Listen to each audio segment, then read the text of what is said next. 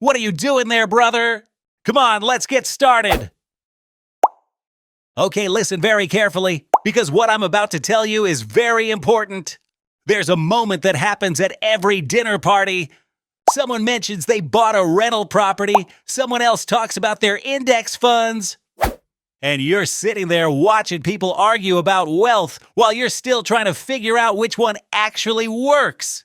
Here's the real question nobody's asking. Take $100,000, split it 2 ways. Which path makes you richer in 30 years? The answer is more complicated than anyone's telling you. No hype, no cheerleading, just math.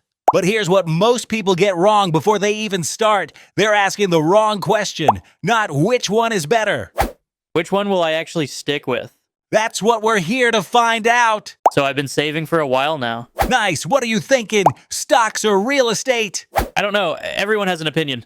What's Sarah saying? She says real estate is the only way to build real wealth. Bought her first rental 2 years ago. And how's that going? Property's up 15%. Tenant pays the mortgage. Sounds good. Yeah, but she spent 3 weekends fixing a burst pipe. Did she mention that at dinner? Not really.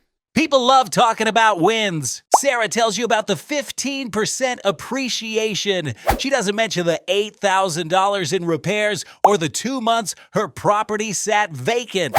Okay, so if I buy a $400,000 house with $100,000 down, You're leveraged 4 to 1. what does that mean? You control $400,000 with $100,000. If the house goes up 5%, you make $20,000. That's a 20% return on your money. That's amazing. Hold on, you're not done yet. What do you mean? Property taxes, insurance, maintenance, HOA fees, vacancy. How much does that cost? About 1 to 2% of the property value per year. That $400,000 property appreciates 5% based on Case-Shiller data. That's $20,000, but you're paying $6,000 in property taxes, $2,000 in insurance, $4,000 in maintenance, maybe $1,500 in HOA fees. If the property sits vacant for 1 month, there goes another $2,000. Your $20,000 gain just became $4,500. That's 4.5% on your $100,000. Before we go further, and if this kind of breakdown is useful to you, hit subscribe right now, because what comes next is the comparison most people never actually run. Don't miss it. Wait, so the 20% return isn't real? It's real, but it's not the full picture. What about the rent? My tenant pays my mortgage? True, but you're paying interest on a $300,000 loan. At 7%, that's about $21,000 a year in interest. So the rent just covers the bank. Mostly for the first decade, you're barely touching the principal. A Stanford study tracked rental returns over 20 years. After all costs, the average real return was about 3 to 4% annually. Okay, what about stocks? Same $100,000 into an S&P 500 index fund. And then, Historically, about 10% annual return over the long term. wait, 10%? That's more than real estate. On average, yes, but there's no leverage. But I'm not dealing with tenants or broken pipes. Correct. No midnight calls about water heaters. Vanguard's research shows $100,000 invested in 1990 would be worth about $1.7 million today, assuming you reinvested dividends. That same $100,000 as a real estate down payment, you'd have a paid-off property worth maybe $800,000 to $1 million. So stocks win. Not necessarily. What do you mean? Real estate has something stocks don't. What? Forced savings. Your tenant pays down your mortgage every month. You can't panic sell when the market drops. It's illiquid. For most people, that's a feature, not a bug. The average stock investor underperforms the market by 3 to 4% per year, according to Dalbar. Why? They buy high, sell low, let emotions drive decisions? Real estate forces discipline. So which one should I pick? The best investors don't pick one. What do you mean? You don't have to choose. It's how much of each. David put everything into real estate in 2000. Today, he owns 2 paid-off properties worth $1.2 million. Jennifer put everything into index funds. Today, her portfolio is worth $1.8 million. Neither feels like they made the perfect choice. David wishes he had liquidity. Jennifer wishes she had tangible assets. What if there's a third option? I'm listening.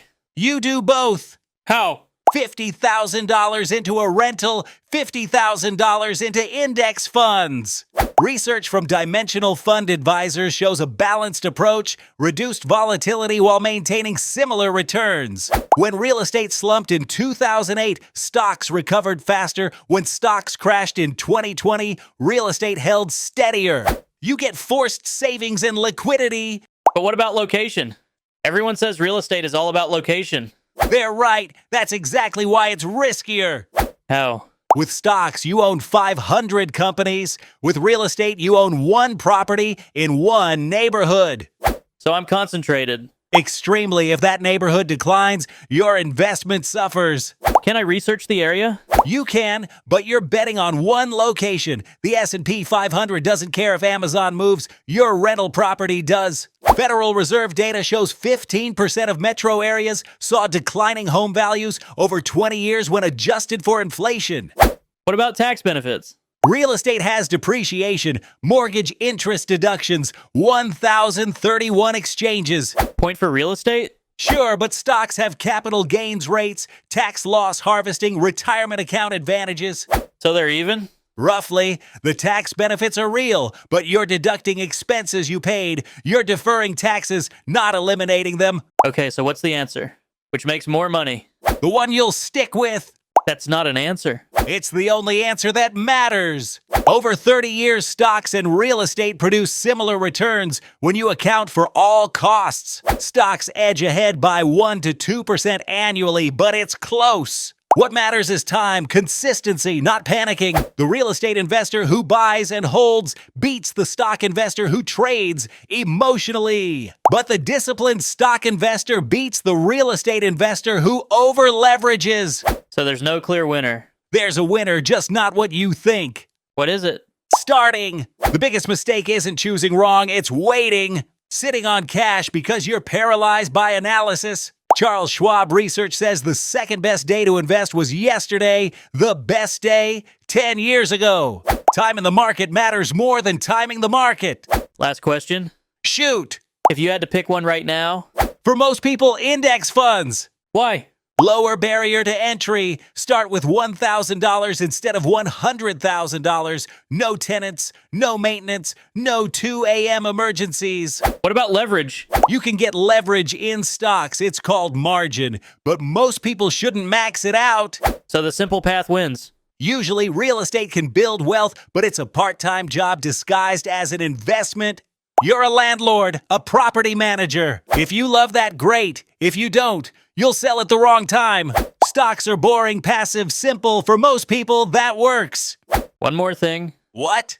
This isn't financial advice, right? Definitely not. This is just math. Your situation is yours. Talk to someone who knows your full picture. Fair, but the math doesn't lie. And the math says, Start, pick one, stick with it. Stop comparing yourself to Sarah's stories. deal. The best investment isn't the one with the highest theoretical return. It's the one you'll execute and maintain through market cycles and moments of doubt. Choose wisely, but more importantly, choose and start.